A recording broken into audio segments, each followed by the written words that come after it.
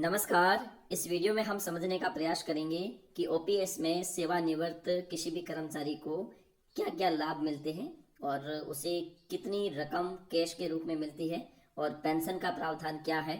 संपूर्ण चर्चा हम इस वीडियो के माध्यम से करने वाले हैं।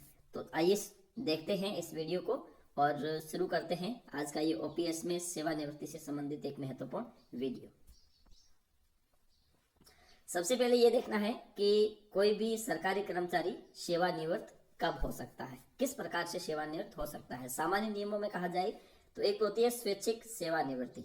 स्वैच्छिक सेवानिवृत्ति का मतलब है कि कोई भी सरकारी कर्मचारी, हम राजस्थान की बात कर रहे हैं तो राजस्थान में कोई भी सरकारी कर्मचारी जिसने न्यूनतम 15 साल की सेवा पूर्ण कर ली है तो वो अपनी मर्जी से स्वैच्छिक सेवानिवृत्ति ले सकता है। लेकिन यहाँ पर केंद्र सरकार के कर्मचारियों के लिए 10 साल का ही प्रावधान है। मतलब केंद्र सरकार का कोई कर्मचारी 10 साल की सेवा पूर्ण करने के पश्चात स्वैच्छिक सेवानिवृत्ति ले सकता है।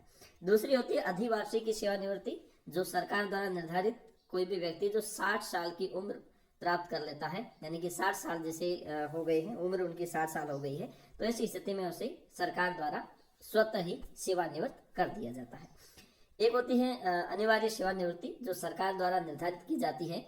अगर कोई कार्मिक जिसने 15 साल नौकरी कर ली है या फिर वो 50 साल के हो गए हैं और सरकार को ये लगता है कि यह व्यक्ति जो सरकारी कर्मचारी है वो अपने कार्यों को करने में असक्षम है, तो इस आधार पर उसे अनिवार्य सेवानिवृत्ति के लिए कहा जा सकता है।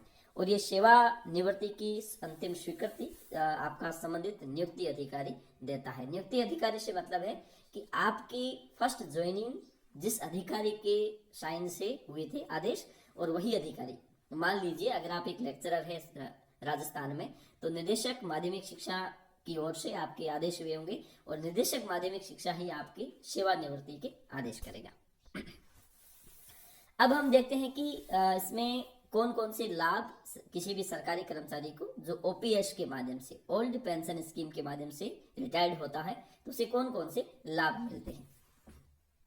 सबसे पहला है कि उसे पेंशन का प्रावधान है। अब आपने देखा होगा न्यू पेंशन स्कीम में हम एक निश्चित रकम अपनी सैलरी से कटवाते हैं, लेकिन अंत में हमें पेंशन कितनी मिलेगी इसका कोई भी प्रावधान नहीं था, इसकी कोई अनिवार्यता नहीं थी। लेकिन ओल्ड पेंशन स्कीम में ये प्रावधान किया गया है कि अंतिम वेतन का 50% ऐसे लिखा जाता है, लेकिन इसमें गणना ऐसे होती है कि जैसे मान लीजिए आपका अंतिम वेतन नहीं होता, उसमें अंतिम बेसिक, जैसे आपका अंतिम बेसिक 60,000 है तो 60,000 का आधा कर लो 30,000 रुपए, तो 30,000 तो आपका बेसिक माना जाएगा। इसके साथ साथ उस समय जो डीए मिलता है, जो महंगाई भत्ता है, वो इसमें काउंट हो जाएगा। महंगाई भत्ता पूरा मिलेगा लेकिन बेसिक आपकी आधी हो जाएगी। तो अंतिम तौर पर यही लिखा जाता है कि अंतिम वेतन का 50%, लेकिन वो होता थोड़ा ज्यादा है।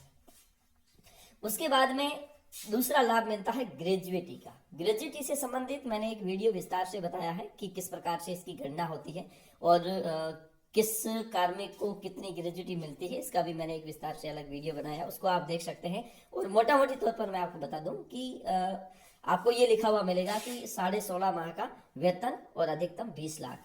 तो यूं मान के चलिए कि सभी को 16.5 माह का वेतन नहीं दिया जाता है और इसकी एक सीमा निर्धारित की गई है।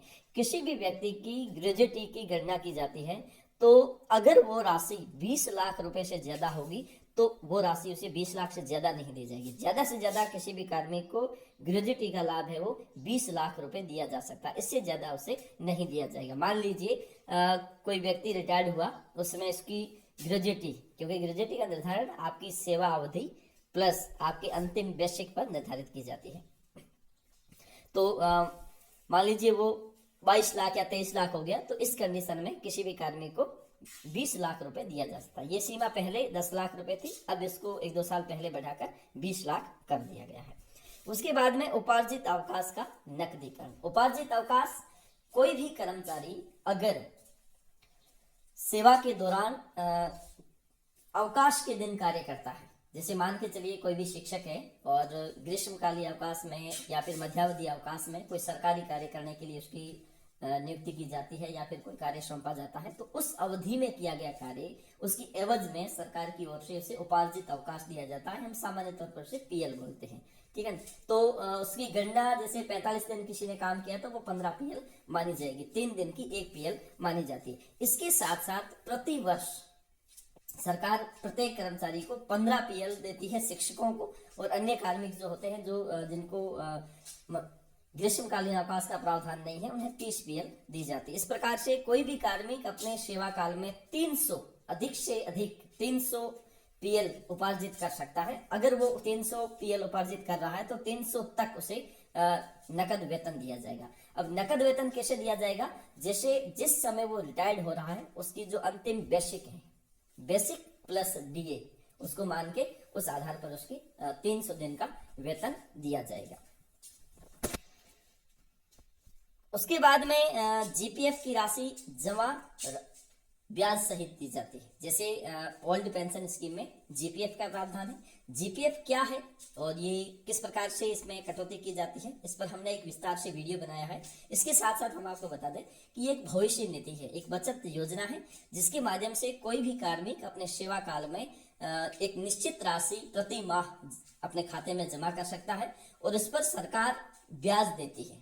सरकार द्वारा ब्याज का निर्धारण प्रत्येक तिमाही के बाद किया जाता है। प्रत्येक तिमाही में वो परिवर्तित भी की जा सकती है, यथावत भी रखी जा सकती है, ये सरकार पर निर्भर करता है। वर्तमान में जीपीएफ पर ब्याज की दर है वो 7.1% की दर चल रही है, और ये जब आप रिटायर्ड हो जाते हैं तो उस समय जितनी राशि आपने जमा की है वो साल दर साल उसका ब्याज जुड़ता जाएगा, और अंत में रिटायरमेंट के समय आपको वो पूरी राशि एक साथ उठाने का प्रावधान है, उसे आप एक साथ विड्रॉल कर सकते हो।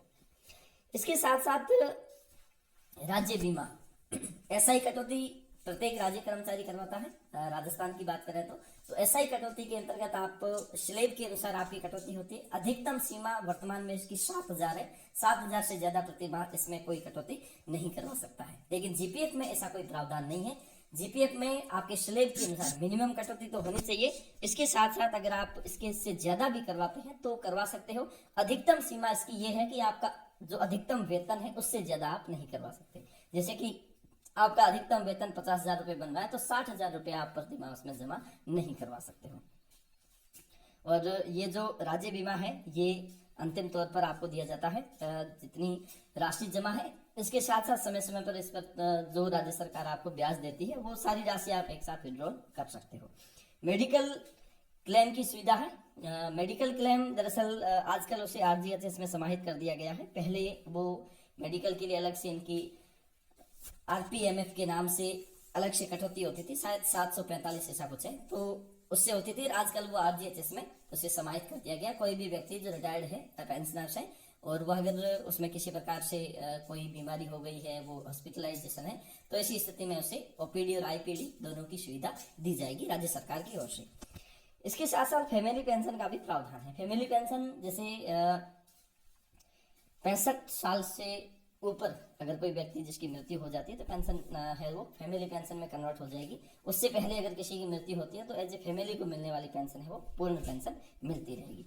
अब हम ये मोटा मोटी तौर पर ये देखते हैं कि कोई भी कर्मचारी जब रिटायर्ड होता है तो अधिकतम उसे कितने पैसे मिल सकते हैं। जैसे मान के चलिए कि हमने बात की, एक तो पेंशन जो प्रति माह आपको दी जाती है, और पेंशन में भी एक क्या होता है, कम्यूटेशन का सिस्टम होता है। पेंशन जैसे कि आप आपका अंतिम पेंशन जो बन रहा है उसमें लगभग 7-8 साल का आगे का जो पैसा है वो एक साथ आप उसे उठा सकते हैं। उसका मैं आपको एक अलग से वीडियो बना के दूंगा कि वो किस प्रकार से उठाएंगे और उसमें ज्यादा से ज्यादा कितने पैसे आपके बन सकते हैं। उसके बाद में मान के चलिए ग्रेजुएटी, तो ग्रेजुएटी जो होती है वो अधिकतम 20 लाख है। पहले ये 10 लाख थी, तो मान के चलिए कि किसी भी कर्मचारी के 10 या 12 लाख रुपए ग्रेजुएटी के हो गए। और नकदीकरण है ये आपके अंतिम बेसिक पर निर्भर करेगा। इसमें भी ज्यादा से ज्यादा जैसे कि आपका बेसिक अगर बहुत अच्छा है तो ऐसी स्थिति में आपको अच्छे पैसे मिल सकते हैं। और जीपीएफ की राशि जैसे आप जमा करते हैं, जैसा मैंने आपको पिछले एक वीडियो में दिखाया था, एक कार्मिक है जिसकी 28 लाख रुपए जीपीएफ में है, अभी तक उसकी 10 साल की सर्विस बची है, तो मान के चलिए कि उसके 50 लाख रुपए तो जीपीएफ में हो जाएंगे।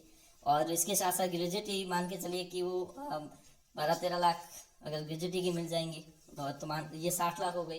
और 60 लाख के बाद एसआई के कम से कम तो अभी 10 लाख रुपए तो वो हो जाएंगे, 70 लाख हो गई।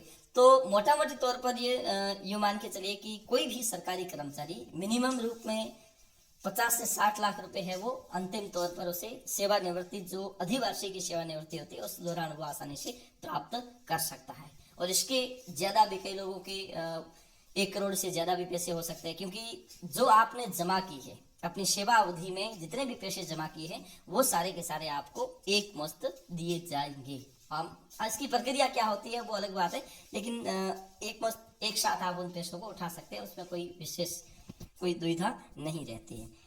तो आज के लिए इतना ही, धन्यवाद।